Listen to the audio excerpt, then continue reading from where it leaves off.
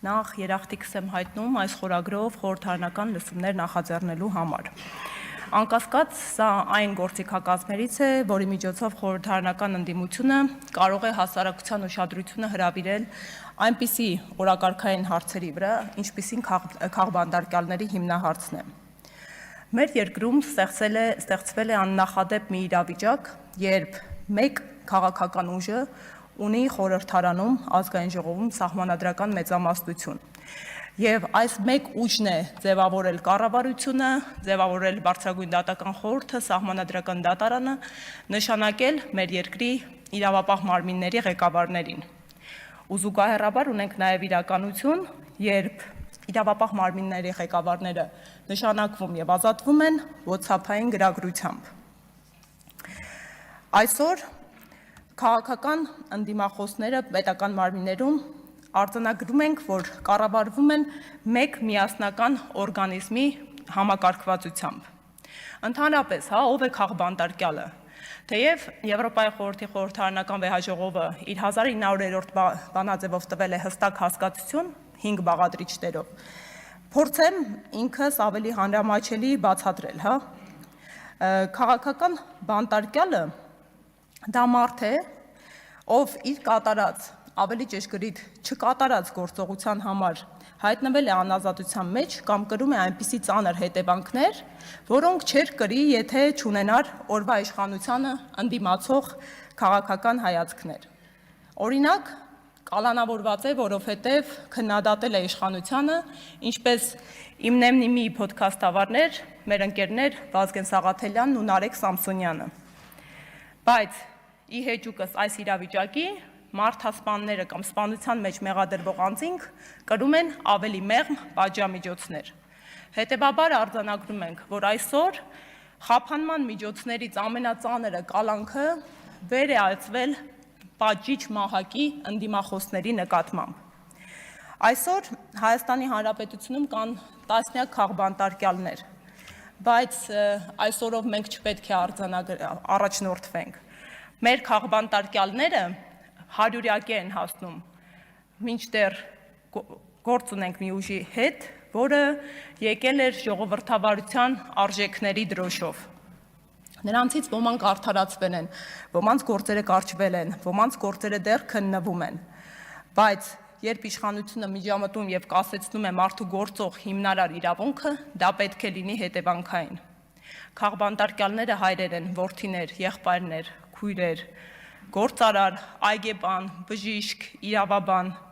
մարդիկ, ովքեր չեն վարանել, բարձրաձայնել ու գործել հանունի, ու կրել են հետևանքներ, բայց պատժիչ հետևանքները միայնակ չեն կրել, կրել են իրենց մերձավորների հետ միասին։ Այսօր Հայաստանում քաղբանտարկյալներ են հոգևորականները, իդեմ Բագրատ, Միքայել եւ Մկրտիչ Սրբազան հայրերի, ովքեր չընդունեցին անընդունելին։ Հերթական աննախադեպը գրանցվեց վերջին շրջանում, երբ կիրակի օրը նույն ժամին առավոտյան ժամը 9-ին շուրջ 2 տասնյակ հոգևորականներ հրավիրվեցին հարցաքննության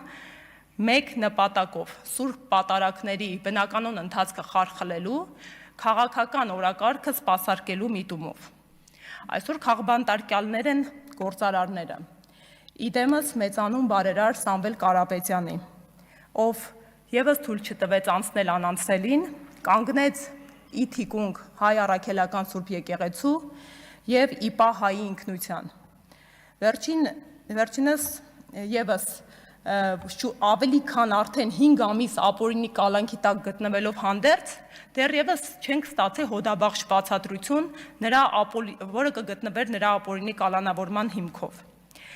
Սամվել Կարապետյանը քաղբանտարկյալ է, բայց նրա ազատության հետևանքները դեռ թիրախավորվում են այսօրվա իշխանության կողմից, եւ յուրաքանչյուր նոր բնագավառ, նոր առաջադրված մեղադրանք ի հայտ են դարձնում նախկինում չբացահայտված ու չբարձրաձայնված բարեգործություն։ Այսօր մենք ազգային ժողովում ենք եւ պետք է ամոթալի է արձանագրել, որ քաղբանտարկյալ է խորհրդարանական կառավարման ձև ունեցող երկրում պատգամավորը աննահանջ Արթուր Սարգսյանը։ Ու ի վերջո այսօր քաղբանտարկյալ է Լիդիա Մանթաշյանը, ով կրում է ամենածանր հետևանքները, ով գտնվում է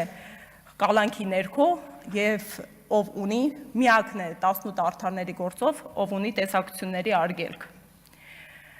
Այս ամենը նորմալ չէ, բնականon չէ, իրավական չէ։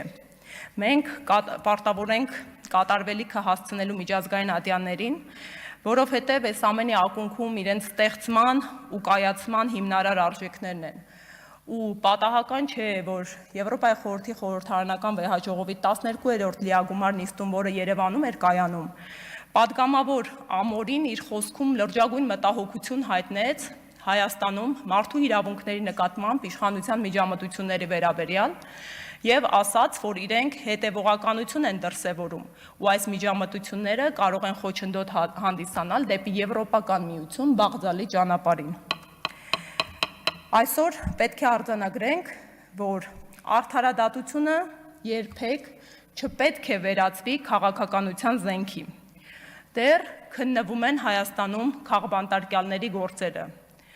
Առջևում մարդու իրավունքների եվրոպական դատարան դիմումներ են ներկայացվելու եւ նախադեպային պրակտիկան գալիս է հուշելու, որ բնականաբար հետևանքներ ու արձանագրումներ լինելու են, սակայն այդ հետևանքները կրելու ենք մենք Հայաստանի Հանրապետության քաղաքացիներս ու այդ հետևանքների արդյունքում չեն վերականգնվելու մարդկանց կորուստներն ու անփոխհատուցելի են լինելու նրանց իրավունքների խախտումները։ Այսօր ես լիահույս եմ, որ խորհրդարանական լսումներում մենակ չենք ինքնաարտահայտվելու, այս քննարկման արդյունքում նոր մեխանիզմներ կմեկնարկենք ու կձեռնարկենք ու պետք է կատարենք ամփոփիչ արձանագրումը։ Մենք ունենք սահմանադրություն, բայց կտրուկ նահանջել է մեր սահմանադրական մշակույթը։ Մենք ունենք պարլամենտ, բայց չունենք պարլամենտարիզմ։ Մենք ունենք իշխանությունների տարանջատում, բայց իշխանությունների ճյուղերը այլևս միահյուսված են։ Եվ մեր նպատակը պետք է լինի վերադարձ առ իրավական պետության ծիր։